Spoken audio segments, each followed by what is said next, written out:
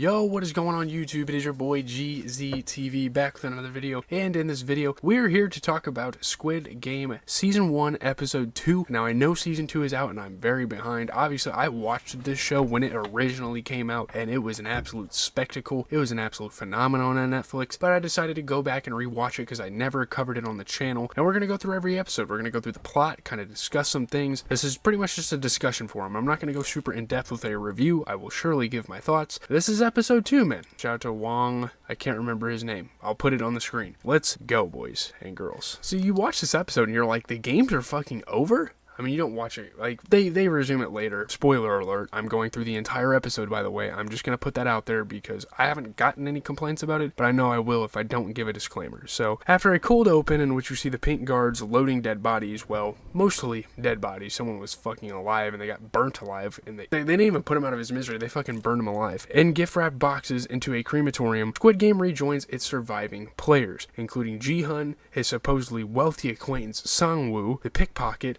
the gangster, the immigrant, and the elderly man. Again, we are kind of focused on these central characters in the series. So they and their fellow contestants are offered a stark and surprising choice. If a majority of them vote to leave, then the games end and they go back home. And I don't know why, but going back and watching this, I low-key forgot that they did this. I low-key forgot that they voted to be out of the games. That's fucking cool to me. That's honestly, like, it came as a surprise because I forgot they did this. It's like, wow, they ended the games early. There might be some other things that happened that I forgot about, because it's been like 2 or 3 years since I've watched this, so I might actually get some pretty good value out of this first season, so that's cool. An ostentatious display of the prize money already amassed, 100 million won times 255 dead players equals 2.5 billion, a princely sum. Obviously that's not as much as you guys would think it is because won is super inflated, makes the vote closer than it might otherwise be, but in the end, the elderly man, contestant 1, casts a deciding vote in favor of quitting, and you're very surprised when he does this because he's like, I have dementia, I have really nothing to lose here, and he decides to quit the games, and it's kind of crazy, and you really never get the motives as to why he quit the games. Crazy moments. This show throws a lot of curveballs, and I am here. You know, you really don't see it coming. That's a huge plot twist. You think like, hey, we're gonna continue, but no, the majority of the episode, everyone just gets sent home. But once everyone is rather unceremoniously returned home, based on what we see of Gi-hun and the pickpocket, they're just dumped out on the street, tied up in their underwear, with their street clothes deposited beside them. We begin to learn why so many of their fellow players voted to continue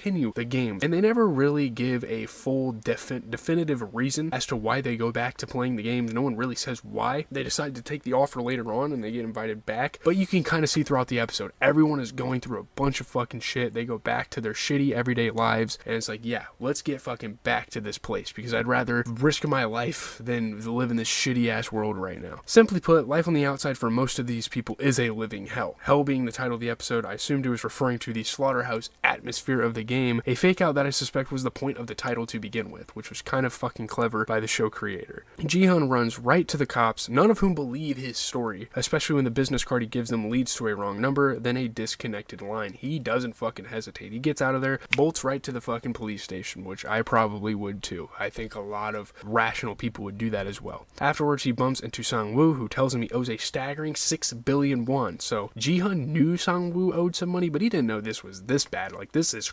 incriminating what is happening. Ji-hun then discovers that his mother has been hospitalized with advanced diabetes, but she insists on leaving without treatment even at the risk of her feet requiring amputation. She can't afford the hospital stay, Ji-hun canceled her insurance, and she's the only one of the two of them with a job at any rate. So it's kind of fucked up. Again, there's so much negative energy. Ji-hun gets thrown back out in the world, gets away from the Squid Game, but goes back out into the world, and it's even fucking worse, really. Like, things are crumbling apart. It gets worse and worse and worse. Again, it is exactly like the first episode. It's a complete snowball effect for Ji-hun here. So the pickpocket, number 67, we don't really learn her name yet. Some of the characters are kind of going off of their contestant number as their character name, so that's kind of fun. Tends to her little brother, who's living in an orphanage until she can find a way to smuggle their parents out of North Korea. This is easier said than done since the broker she hired to do the deed has absconded with her money. She threatens the guy who connected her with the missing broker, but that doesn't get her money back. Then the immigrant, Ali, number 199, so that's her story. You know, throughout the episode they do a good job job at kind of showing everyone else's life on the outside world, and we learn more about these characters, and I think this episode was needed. Obviously, by most people, this episode is seen as kind of a filler episode, but I think it was needed. You know, number 199 is also dealing with an untrustworthy authority figure, his boss, who refuses to pay him even though he's obviously flush with cash, and the boss is trying to claim, oh, business is slow, I can't pay you right now. Like, bitch, are you fucking kidding me? A fight ensues in which the boss's hand gets pulped in a piece of heavy machinery. It's a pretty gnarly scene, at which point Ali takes the money and runs, sending his wife and child back to their home country while he figures out what to do next. Because I just fucking committed a criminal act and I'm still fucking broke as shit, you know? That's kind of his situation. Then you get to the gangster. We know he's Yaksu, who's number 101. He reconnects with one of his criminal underlings. You know, he was kind of a boss, he was kind of an overlord in this criminal world, only to be sold out, though, to armed goons from a Filipino casino where he racked up a small fortune in debt without paying. So it comes with the price of being a fucking gangster, let me tell you. He kills the traitor and jumps off a bridge to escape, which was pretty fucking epic. There are some very, like, John Wick type of moments in this show, and that was one of them. That was fucking awesome, dude. The allegedly rich guy, now we get to Songwoo's story, who's number 218,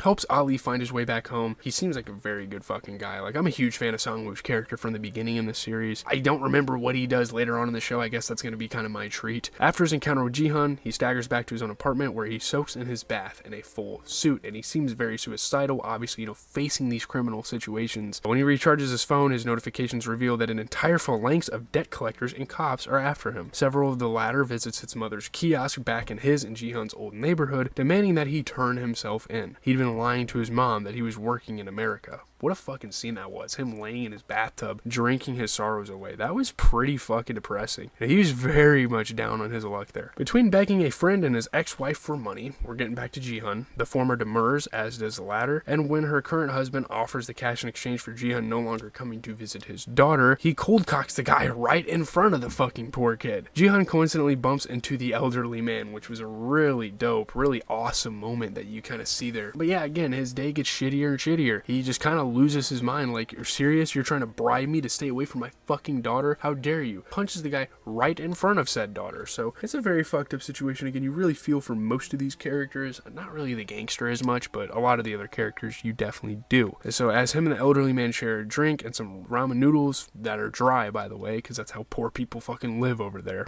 which is about all either of them can afford, the old man makes a shocking declaration. He's going to go back to the games, an option that Pinkman had said would be open to the players should they change their minds. And at this point in the episode, this is where that kind of idea comes to fruition, and it kind of culminates, and it's like, okay, maybe we should go back to the games, because everyone's lives outside of the game seems pretty fucking miserable, which is why they were picked for the games in the first place. Everything they said is true, he says, referring to those players who wanted to keep playing the game rather than face the real world again. It's a worse hell out here. I'd rather die fighting for money than fucking live out here and just suffer slowly. We watch all of our main characters wait to be picked up and closed with sleeping gas once more, on their way back to the mysterious location where the games take place. There are just two complications. The pickpocket held her breath and is only pretending to be asleep, ostensibly to learn the location of the game's facility, while a plainclothes cop named Wang Junho, I'm kind of sorry I forgot to kind of mention him, who believes Gi-hun's story at the station, since a similar business card somehow appeared in his own missing brother's dormitory, tails the van to its destination. And obviously we know in the end that none of these storylines really flesh out. I'm sorry, spoiler warning. Fuck, I shouldn't have said that. My bad. Those are definitely some interesting things. Those are definitely some interesting stakes kind of going into the next episode, nonetheless. From where I'm sitting, Squid Game Episode 2 scores major points in two different ways. I think this was a good episode. First, there's the matter of the vote. The instant the square-faced pink guy announced that a majority vote would decide whether or not the games would continue, I figured, well, obviously they're going to vote to keep going, otherwise there'd be no more show. When he announced further that the vote would be tallied in reverse numerical order, I was like, oh, okay, it's going to come to a tie, and the old guy with the brain tumor will cast the deciding vote in favor of staying because he has nothing to lose. So you're trying to, like, as you're watching the episode, you're kind of trying to predict what happens, and you just can't do it, because holy shit, they throw so many curveballs, and it's fucking great. You know, imagine the surprise. Or maybe you don't have to imagine, maybe, like, you guys were surprised too. Let me know what you thought about that decision from the show. When the elderly man voted to leave, and the pink crew dutifully dumped everyone back on the streets, and it's even a surprising factor that they decided to comply with this vote and be like, hey, you guys can go back out to your lives. This is as pure an example of a show zigging where I expected it to zag as I can think of in a long time. And the show takes many different directions that you don't expect. And that's why it is a phenomenon. That's why it's one of the best Netflix shows of all time, like, truthfully, like, the numbers don't lie there. That kind of move earns a lot of trust from a